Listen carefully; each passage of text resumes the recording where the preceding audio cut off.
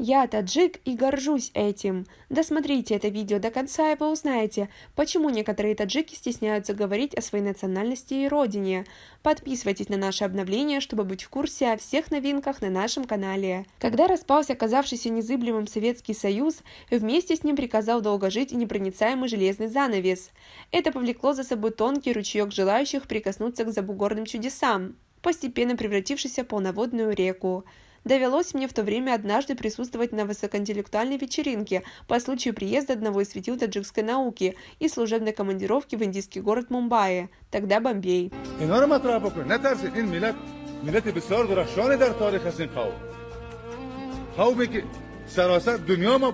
Назвал я вечеринку высокоинтеллектуальной исключительно из-за состава участников. Хозяином коллоквиума был всамделишний доктор наук, профессор, гостями – академики, член КОРа АЭН Таджикистана, а заваривали чай и подносили блюда обычные кандидаты наук и доценты. Меня, простого аспиранта, пригласили на это элитное сборище, чтобы подключить и протестировать видеомагнитофон и телевизор, привезенные из дальних стран, чем я и занимался, одним ухом слушая сказания нашего таджикского Афанасия Никитина о его хождении за 3 моря. Резанул мне слух один пассаж в этой арии индийского гостя, когда он, повествуя о своем посещении какой-то тамошней барахолки, упомянул, что зазывали привлекли его внимание к своим товарам криками «Совет! Совет! Советский! Советский!», на что он им сурово отвечал «No, I am Turkish! Нет, я гражданин Турции!». Как вы относитесь к такой ситуации? Свои ответы пишите нам в комментарии под этим видео.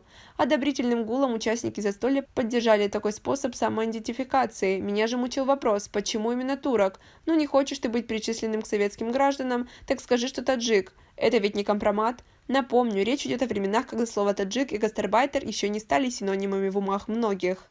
Даже сейчас, когда общественное мнение таджиков формируется на сюжетах из низкопробных телевизионных скетчкомов, я не скрываю свою национальность. Да, я таджик и не стыжусь этого, а наоборот горжусь. Записные патриоты после подобных слов начинают вспоминать Фирдоуси с его Шахнаме, других великих поэтов Абу Али ибн Сино, более известного как Авиценна, и прочих прославленных личностей. Сам был свидетелем и такого аргумента. Когда наш Рудаки писал стихи, вашего Пушкина еще в проекте не было.